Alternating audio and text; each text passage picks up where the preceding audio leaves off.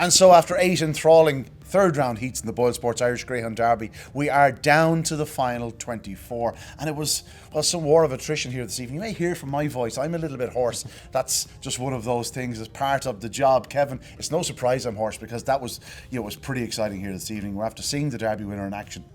Again, we don't know what it is, but I promise you, we've definitely seen him or her, and it was just one of those special nights racing. Yeah, I was waiting for that line to come out, and it didn't take long. But yeah, look, it really got off to a brilliant start, didn't it? A youngster in TULLIG letting loose early on. The times weren't particularly fast, not like what we've seen in the previous rounds, but the action itself, it had everything again. Wins from the front, wins from off the pace. We had some big names going out and some bigger names stamping their authority again tonight. So look, it promises to be a cracking competition, and I'm still none the wiser as to what may go on and win it. Yeah, indeed.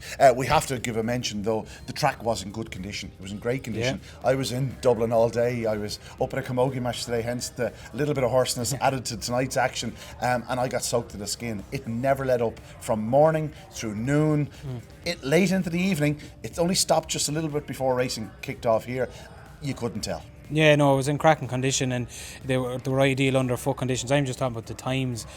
No fault at all at the track. It was good racing and plenty of high profile action. Yeah, high profile indeed. Let's kick off with the opening heat because it was a great way to kick off proceedings. We had a warm favourite, an explosive boy, but you knew he couldn't afford any mistakes. It was that sort of contest. He was flanked by quality, the three brilliant bitches, and TULLIG, who we mentioned in the red jacket. This fellow seemed to wallow a little bit last week when he sort of just found dogs in front of him, and it was probably the first time he's really found dogs of, you know, that speed going away from him, and he went, oh, tonight was a different story. He came away well, he hit the front early, and once doing so, never looked like getting picked up. 29.56. At the time I was perhaps a little bit disappointed with the time, but in hindsight he's only a length off the fastest time, which was set in the final heat, and it was TULLIG, a very good winner for Pat Buckley. He's a really nice prospect. This was only his sixth start, Kevin. Yeah, no, look, you knew what way the track was going to be when Explosive Boy gets away reasonably well, turned second, and just didn't really land a blow on TULLIG, and you knew sort of that the track wasn't going to be running quick because the dog in front had to be doing a run. I don't think I heard a louder cheer than the syndicated boys that owned this lad, so it got the night off to a great start. They were over the moon, and he done very little wrong. Look, he's a young dog, and I'm sure there's probably still going to be some learning to do with him. I don't think he's the finished article by any means, but he eliminated any issues tonight by making that start. I was a little bit concerned from trap one that he might just miss it again. There was no ill effect of that. He came away racing, he took command of the inside, and from there on it was a one dog affair really. The time 29.56, 17.15 to the third bend. I'm sort of equating that to probably 10 spots to the third bend and 10 spots home, because it was a little bit attritional here this evening, but the 17.15 is good. Yep. But with Explosive Boy right in his, in his slipstream, if it had been 17.05, you wouldn't have been surprised. So I'm sort of putting it about 20 spots back. That's the way I read it. Explosive Boy was second. Droopy's nice one. Again, she threw away ground on the first bend, third bend. She's some engine to even qualify back in third, like to get the better of Droopy's next one, who's immensely strong and fast. We know that. And she's a good qualifier back in third for Merton and John Coleman. You can never rule her out, but she's going to have to start doing things right. Yeah, she's going to be hard to keep out of frame. She's going to hard to keep out of first three. I don't know whether I'd like to be heavily punting her to win many heats, but like the likes of a Beach Avenue and those types of dogs through the years have made a career out of those sort of runs in competitions, and only need to be in the first three every night to the final. So she'll be hard to knock out. She just throws away a little bit of ground running off the bends and stuff like that, but take nothing away from the winner. I was very, very impressed with him. 17.15 to the third bend. She's probably a length off the best time done to the third bend tonight. Like, it just tells you how impressive that was. Yeah, very impressive. Six start. It's an amazing display. The ones that went out there, Droopy's next one, BOCKOS, Crystal and Kilgraney Clank, didn't happen for the three of them, but they'll have other nights that they're quality performers. On to the second heat, which no question beforehand was one of the heats we were looking forward to most, and it didn't let us down. There was no look for the dogs on the outside, and that was a bit of a theme through the night. Now I'm certainly not using that dreaded word bias, because it was just one of those things. The dogs on the outside find that little bit of bother, and that happens when racing is competitive. In this scenario, it was Ballymac Finn just holding a narrow lead into the corner. On his outside was Stefan's Rock, and then ROMEO MAGICO broke a little bit better tonight. charged up the inside. We did mention it during the week that it was a potential, that Romeo Magico has the early speed to challenge these dogs, and he just got up close enough to Ballymacfin to nudge him. He didn't force his way through, just nudged him, kept him off the rail, and had left the gap off the second bend. While all this has happened, Steffen's Rock is left with nowhere to go. He checks off wide, and all of a sudden Magical Cuba and Mustang Jet are left with nowhere to go. They find traffic and they're out of the Derby. Calico Phelps runs on for third, but it was about the front two then. Out front Ballymacfin after that stunning second round display, but you just knew off the second bend the Romeo Magico, the pace he has been showing down the back straight was too close, and he was like a Rolls Royce down the back straight. He just cruised up into the third bend, went to the front and eased on to win pretty comfortably in 29.55. This was a serious display. It's never been done, the English Derby, Irish Derby double in the same year. Tell you one thing, this fellow has a live chance of doing it. He does. He's improving every week. We know the ability is there, and we've said it on this. He's an English Derby champion. He's been there, done it. He's gone the 6 rounds and he's tasted victory already. And he just strikes me as a more confident dog. Whatever it is, whether it was all the attention at England that I'm sure he got, but he just seems to be just oozing confidence at the moment. And once he held Finn, because Finn did come away running, once he held him into the bend, the writing was on the wall. He's as fast as any greyhound that's in the Derby from 2 to 3. He showed that tonight. The dog in front is a serious competitor, Ballymacfin. He's a real top quality greyhound, and Magico just outpaced him just into the third bend.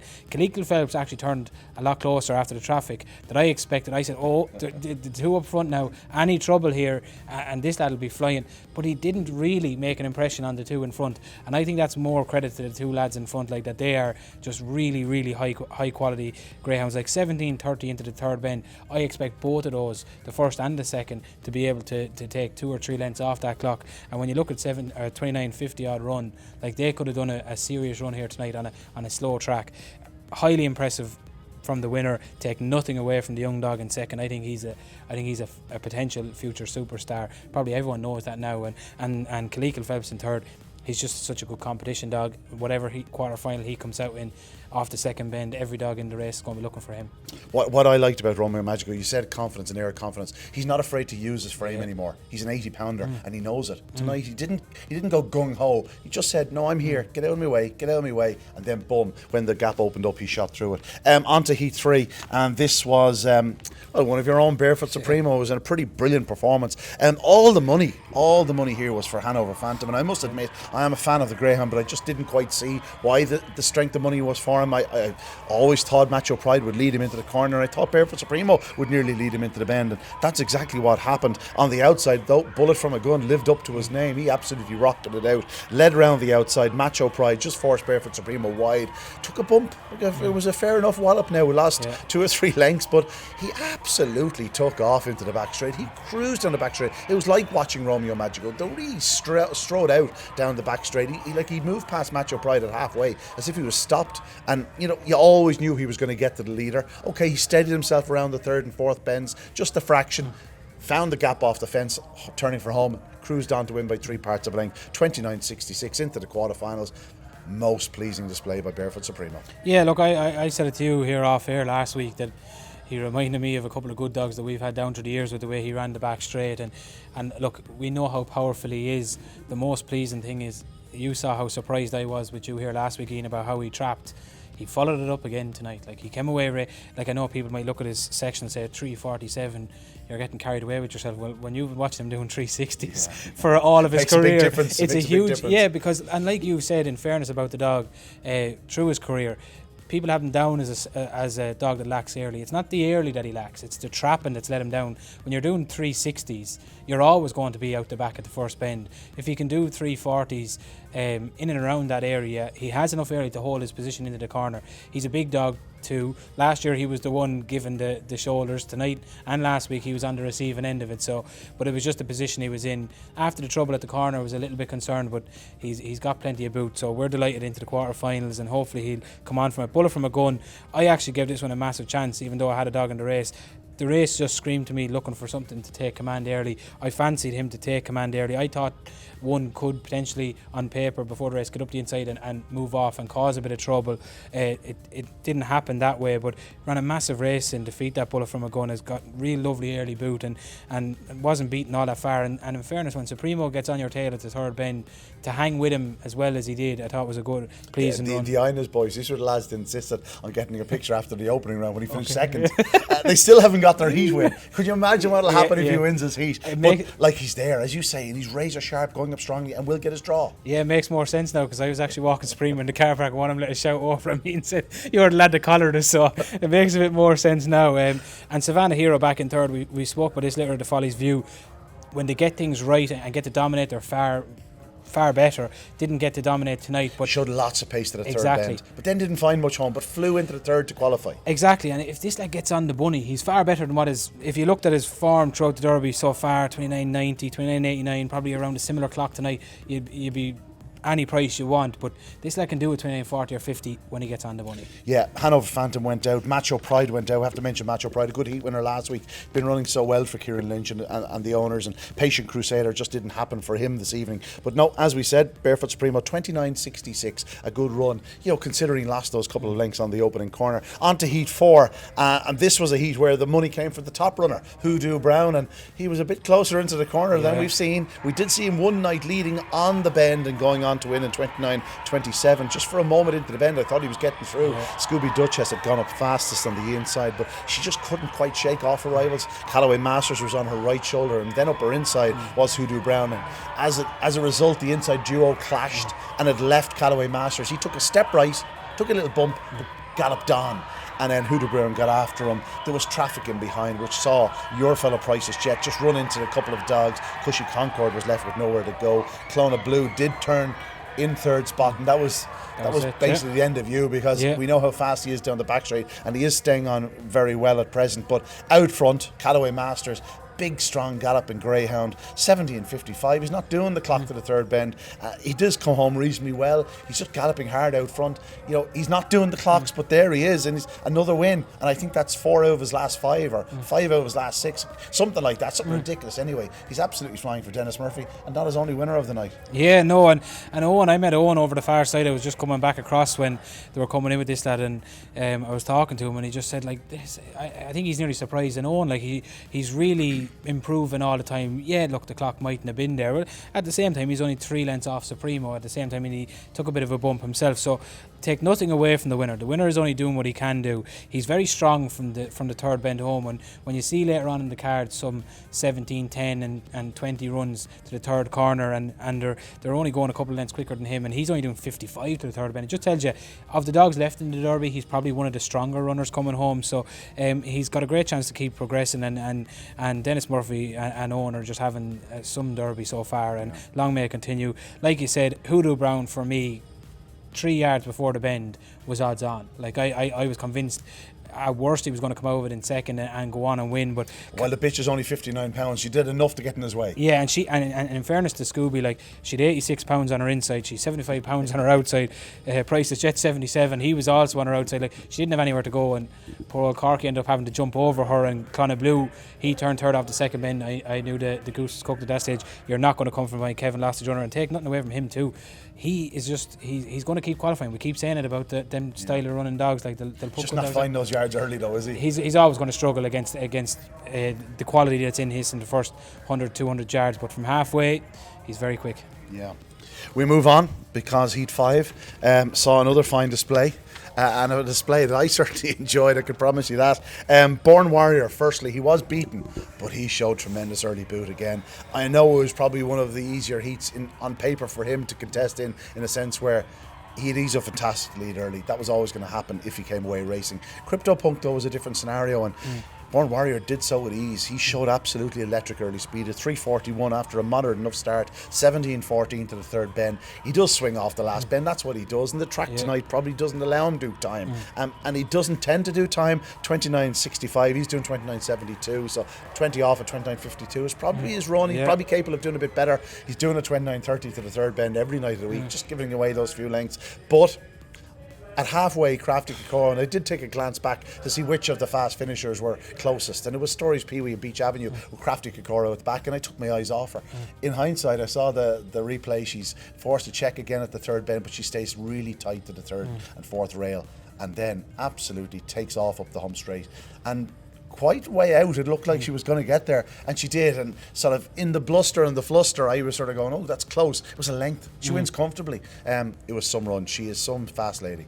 Yeah, look, last week you were more impressed with her than I was. I said it on this that I thought she turned in a position that she might not turn in too often.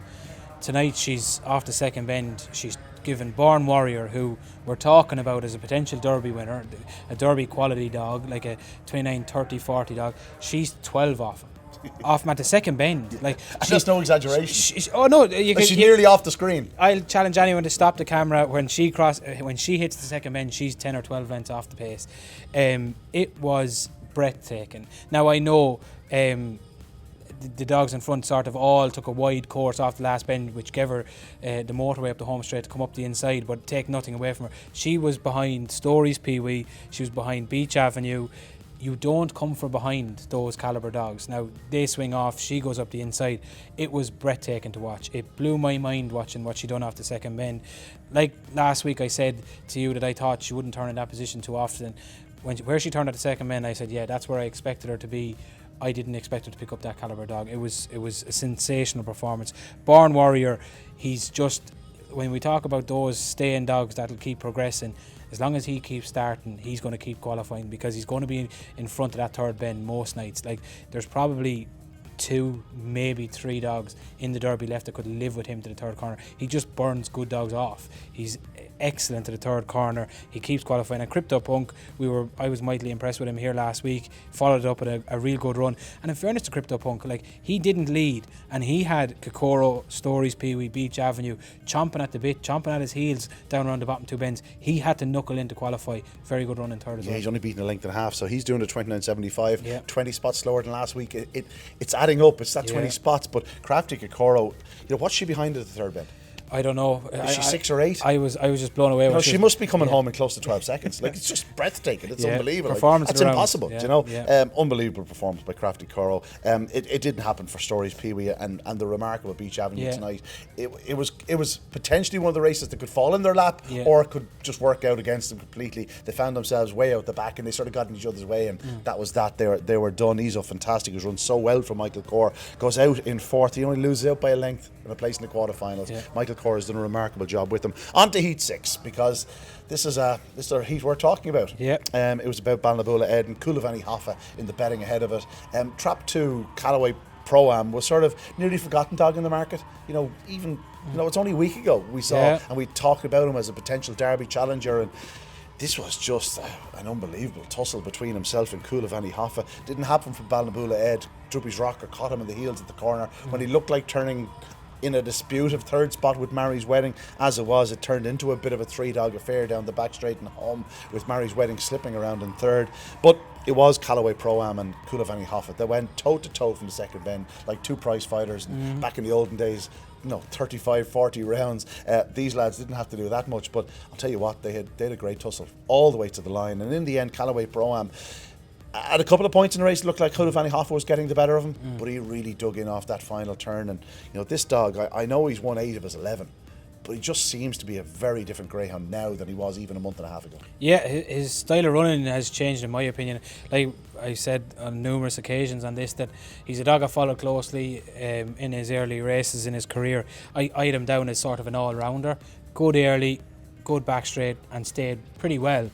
He since he's gone to Owen, like he's flying to the corner with the very best of them. 341 tonight, 17-10 the two of them. I'm just going to put them joint 17-10 because they're inseparable at that point. They were, and this was some buckle now off the second bend. Like they were neck and neck, and I knew halfway down the back that the Callaway Pro-Am dog was not going to give an inch. Like on all the races I've seen him running, like, he's tough. He's as tough as all boots he is, and he's 80-pound weight. The two of them are, like, it was a real slobber knocker into the third bend, and Marie's wedding, like, she absolutely flies, like, down around the bottom two bends. It looked like she was going to win. I think the two of them were just getting in each other's way. They were really having a tussle. There was a bit of shoulder rubbing going on, and she all of a sudden arrived at rush and looked for all the world. If I said to you between the last two bends, she's going to win 2 lengths, you wouldn't have been surprised. No, I was convinced she was going to win. Look, if I had Coulivan Hoffa heavily punted, I as I said to you off air, I would have been slightly disappointed by the time coming home. Now, there is no doubt that the two in front had to be sort of bumping and barging their way around the bottom two bends. I just thought, like, doing 17.10 to the third and 29.76, even on tonight's going, I thought watching the race it was quicker. I just thought when they crossed the line it was a 29.50 race. Even with the little bit of bumping below, I still thought it was a 29.50 run. It looked that way to me. So the 29.76, even though we've said numerous times on here that we don't worry about times, we just go on the races, but being subjective, I that's the one thing I would say. But like the first three that go through there, listen, any of the three that went through in that heat were going to be three great greyhounds and justify their place in the next round. You have to feel for Ballinaboula. Ed was unfortunate in England with a bit of trouble at the bottom two bends to go out. When looking at a potential winner, he looked a potential winner here. Again, just gotten a bit of bother at the first bend. I'm sure his big night is ahead of him, and it will come. But for connections, you have to feel sorry for him tonight. Yeah, you surely do. Mary's wedding back in third. Three Derby contenders, no question about it. Like Callaway Pro-Am, 2 or 3 weeks ago we were saying he's a really nice dog, he's a bright prospect. We didn't even have him in mind. Like, I think I sort of suggested the opening round that when he does go out, he'll be a dog to keep an eye on the Juvenile Derby. And so he is. He's going to be right up the head of the market. He's going to be, second, third, fourth in the market, looking on Sunday morning, shall we say. On to Heat 7. And here BOCKOS BUDSIT. I sort of quoted a couple of times during the week. I thought that he would drift, and I thought 4 would come in for money, and I thought they'd be much closer in the prices together. Went the opposite way. All the money was for BOCKOS BUDSIT. Just the punters wanted to be on, and Anna Bailey was a big drifter. As it was, I thought he ran a big race in second after not getting a start. But BOCKOS BUDSIT, his form from last week, all of a sudden was franked. Just a few minutes earlier, and it was business as usual for the Race of Champions winner. Away and gone. 6 is very, very important to him. Graham Holland said it tonight in an interview on RPG TV that he's in 5 last week and he just takes that step or 2 out, and even if it's only a half a length, it makes such a difference to him. Tonight he was out in 6, 29.59 on the bunny. The time racks up very well compared to the rest, 17.15. Just a very professional display from a greyhound who can still have a big say in this derby. Yeah, and if you're 20 off is legit, it matches up here as well. Like, he's done 40 and 47, so he's gone and done a near 60 tonight, so off a near similar sectional and similar third bend clocks. He's a dog that is going under the radar and doing nothing wrong, and he's got we saw plenty of wide seats going out tonight, so the chances of him getting his beloved trap 6 goes up again tonight. He's got loads of early, he's got loads of boot, and for me the thing about this dog in the Derby so far is he's yet to do that blistering blow you away early run. However, he's staying far better for me in his opening 3 rounds in the Derby so far than he has at any part of his career. So for me, I think he's one of the most underrated dogs left in it. I wouldn't be surprised to see this line up in the final and run a massive race. He's doing nothing wrong. Anna Bailey, you loved his run last week. He'd take nothing away from him in defeat again tonight. Skywalker Barry, I thought, ran a more encouraging race last week. I thought he ran a more encouraging race again tonight. I just think he's lacked that early pace that he had, which made him such a phenomenal greyhound at the start of his career when he won the Juvenile Derby here. Age and catches up in all of us. It does. Ballymac run on the other side of the scale. She ran an absolute perler and then didn't come home. I'm surprised by her. I thought she was certainly second down the back. I had the trio and I'm devastated she didn't come home. So look, but again, we talked about the Juvenile Derby. This one's only a November 20 puppy. She's eligible for the Puppy Derby. It's going to be a huge, a brilliant competition to look forward to as well. But take nothing away from the 3 that went through here, and I really like the winner. Yeah, BOCKOS BUDSIT can still play big part in this year's Derby. And then to the final heat, and it ended up being the fastest heat of the night. Although if I had said it to you at the third bend that this is going to be the fastest heat winner of the night, they were not that they were climbing all over him, but they were certainly on his tail. Droopy's Gravy did remarkable running in behind Vincenzo. Fernandez was still bang there in contention, and as it was, Droopy's Gravy clipped Fernandez, and all of a sudden he lost his action briefly, and then he goes back to the field and Droopy's Gravy is past, but all the while Vincenzo just gallops away from them, absolutely powers up the home straight. And while he was good to the third bend, he was mighty impressive from the third bend. He's immensely strong. We've said it a few times, but I think he's looking more and more like a 5'7", 600 yard greyhound. That said, he's still a big player in this derby because he can go to the corner. Yeah, he's a strange one, isn't he? Because I loved his early pace. I love his trapping. I think he's a very good trapper. I know he didn't particularly trap that well last week, but by and large, he's a very, very good trapper, and he can go to the bend very well. If you're going to beat him, you have to be ahead of him at the third bend, because this lad's clock from the third bend home was very, very impressive. Like Gorkali Nestor, I think he's some old dog, like, isn't he? And he's through again. Like now, I think he was he was fortuitous tonight. Yeah, exactly, at the third bend. Like the story's cash out dog, very unfortunate to go out tonight for Murty Latty, a dog that we've talked about and said keep it a close eye, and he was fierce unfortunate to go out. Droopy's Gravy runs a big run in defeat. We said on the Talking Dogs podcast that we needed to see Vincenzo stamp his authority in this heat if he was going to be a Derby winner. I think he did it. I think he did it in spades, not just because he's the fastest clock of the night, but he's a very good trapper. He's got good back straight pace, but he comes home extremely well as well. So he has it everywhere. If you're going to beat him, you better get in front of him at the third corner. If he gets that far, the 6 rounds aren't going to be a problem to him. No, definitely not. Look, injuries obviously played their part, but if he's healthy and well, you can't imagine in his running style he'll go backwards. What wins it? I hope BAREFOOT SUPREMO, but I say that every year, whatever dog we've left, and I'm yet to do it. But I know, look, it's a cracking competition. I think tonight will give plenty of. I think coming into tonight, it muddied the waters a little bit. Exactly. Tonight. I think coming into tonight, plenty of connections would have been like, oh, Ballinabulla Ed, Coolavani Hoff at 29-13. My dog can't really do that run tonight. They all ran. They all got runs, and what's between all the heat winners? Probably 2 or 3 lengths from fastest to slowest. So I think plenty of connections are leaving here tonight with happy faces, thinking they've got a great chance, and we've got the early pacers and the Hoffas and the likes, and then you've got crafty KOKOROs who are coming from the cloud. So it's got everything. Let's bring it on. When you get to this stage of the competition, it is the actual competition. The fact that there's 4 or 5 dogs in each heat, each race that can win, that just tightens things up. You can't afford to take a misstep. The early pacers have to get racing quickly. The stayers have to find the gaps at the right time, and that's what makes it intriguing. It's not just about bang, brilliance every night. Some nights you just have to get down and dirty, and tonight 1 or 2 of them did. Yeah, no, you have to roll up your sleeves from now on. Like there's going to be no corner given, and you're going to have to win this. Like it's not going to be handed to you. You have to stick your neck out and do it. And there's still plenty of dogs in there and bitches that can do it. I just can't wait for it. Yep, well, we can't wait to find out on September 24th which greyhound did stick their neck out to land the spoils in the BoyleSports Irish Greyhound Derby. We still have the quarterfinals, semi-finals and finals to look forward to, and I know for one, I can't wait, and he certainly can't wait. Listen, folks, a great night's racing here at Shelbourne. More to come. We'll see you next week.